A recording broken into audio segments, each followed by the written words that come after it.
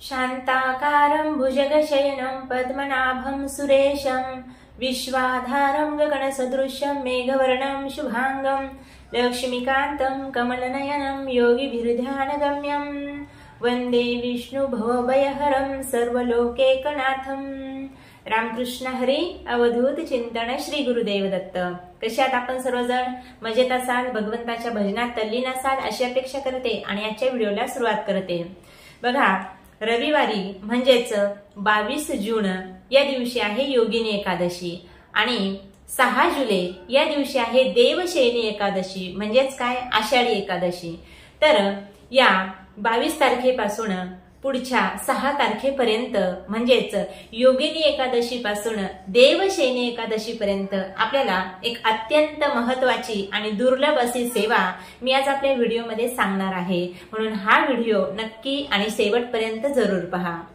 तर विष्णू भगवंताची ही सेवा आहे आणि माता लक्ष्मी आणि विष्णू भगवान म्हटलं की हे कोण आहेत तर आपले पालन करते आहेत, म्हणून रात्रंदिवस जरी आपण त्यांचं चिंतन केलं, मनन केलं, नामस्मरण केलं तरी हे जे दोघही पती पत्नी आहेत सर्व जगांचे कोण आहेत तर पालनहार आहेत, नाही का। प्रत्येक भुकेलेल्या जीवाला अन्न भरवण्याचं काम हे दोघेही करत असतात, म्हणून यांची विशेष अर्थाने सेवा केली जाते। म्हणून तर एकादशीच्या दिवशी भगवान विष्णूचं पूजन केलं जातं, भगवान विठोबाचं पूजन केलं जातं। आता मी अनेक व्हिडिओमध्ये सांगत असते, तुम्ही कोणत्याही देवाचं भजन जरी कराल तरी ते एकाच देवापर्यंत जाऊन पोहोचणार आहे, त्याबद्दल मी आता काही बोलणार नाही। म्हणून जे विष्णू भगवंत आहेत नाही का, त्यांची ही एकादशी आहे। आता ही एकादशी कुठून आली, काय आली याच्यावर आपण वेगळा एक व्हिडिओ बनवणार आहोत। तर आता सध्या आपल्याला या व्हिडिओमध्ये कोणती सेवा करायची आहे, कारण आषाढी कार्तिकी पंढरीची वारी नाही का, वर्षातून 24 एकादशी येतात, त्यापैकी या 2 एकादशी ज्या आहेत त्या मोठ्या मानलेल्या आहेत आणि अनेक जे सनातन धर्मी आहेत ज्यांना वर्षाच्या 24 एकादशा म्हणजे 24 एकादशींना उपवास करण्याचं सद्भाग्य प्राप्त होत नाही, काही कारणामुळे उपवास करता येत नाही, ज्यांना शुगर वगैरे आहे अशा व्यक्तींसाठी या 2 एकादशा ज्या आहेत त्या अगदी महत्वाच्या आहे।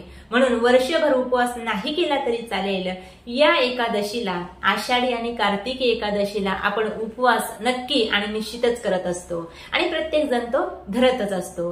म्हणून आपल्या हातून भगवान विष्णूची सेवा व्हावी यासाठी अत्यंत प्रभावी एक स्तोत्र आहे जे मी आपल्याला आजच्या व्हिडिओत सांगणार आहे।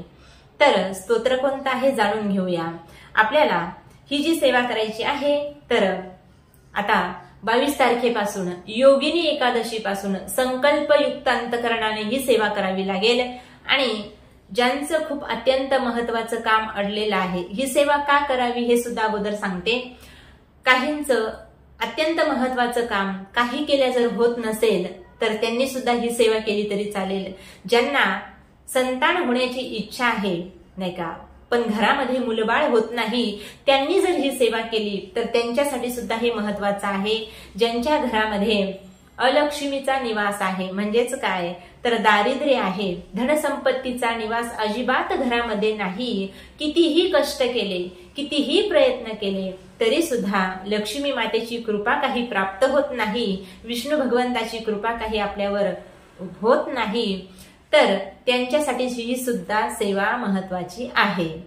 तर आणखी एक गोष्ट सगळ्यात महत्वाची नाही का, ज्यांच्याकडे पैशांची कमतरता आहे, आलेला पैसा घरामध्ये टिकत नाही, त्यांनी सुद्धा ही सेवा केली तरी चालेल।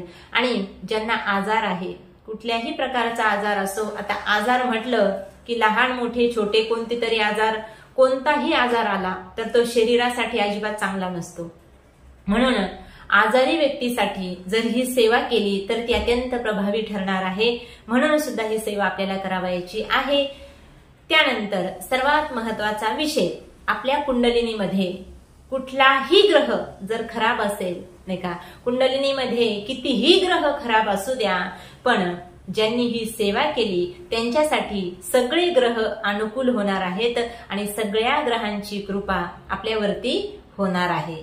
म्हणून आता भगवंताची कृपा प्राप्त करायची असेल तर काहीतरी करावंच लागतं नाही का। संकल्पयुक्त अंतकरणाने आपल्याला योगिनी एकादशीच्या दिवशी हा संकल्प करावायचा आहे पण यासाठी नियम असे आहेत, एकाच आसनावर बसून एकाच वेळी, नाही का, जो पहिल्या दिवशी वेळ आहे तुमचा ठरलेला त्याच वेळेवर ही सेवा जर तुम्ही 6 तारखेपर्यंत केली, म्हणजेच देवशयनी एकादशी पर्यंत जर केली, तर याचं फळ जे आहे लाख पटीने आपल्याला फळ प्राप्त होणार आहे. नाहीतर मग काही जण सेवा करतात, संकल्प घेतात, पण एकदा सकाळी सेवा करतात, एकदा रात्री सेवा करतात, नाही का, वेळेचं बंधन पाळत नाही.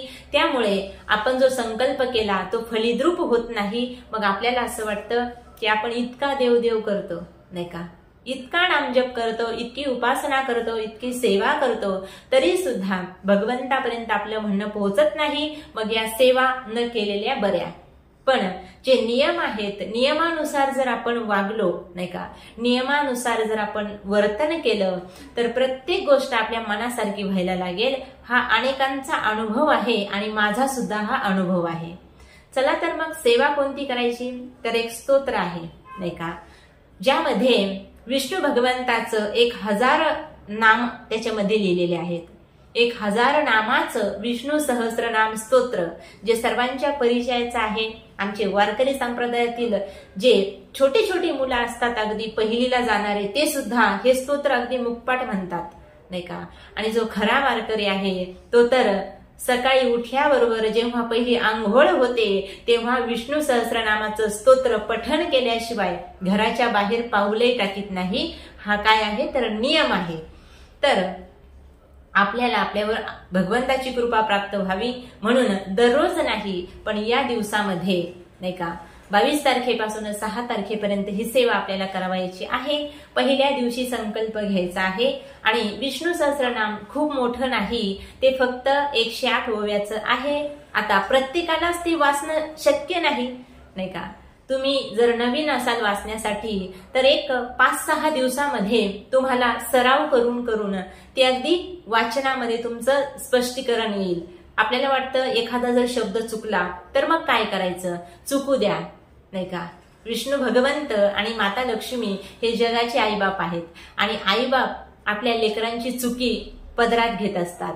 म्हणून चुकलं तर चुकू द्या, पण ऐकून ऐकून, नाही का, मोबाईलवर वगैरे ऐकायचं आणि नंतर म्हणण्याचा प्रयत्न करायचा. एक 4-5 दिवसात तर तुम्ही म्हणायला लागाल. अगदी सुंदरसं स्तोत्र आहे.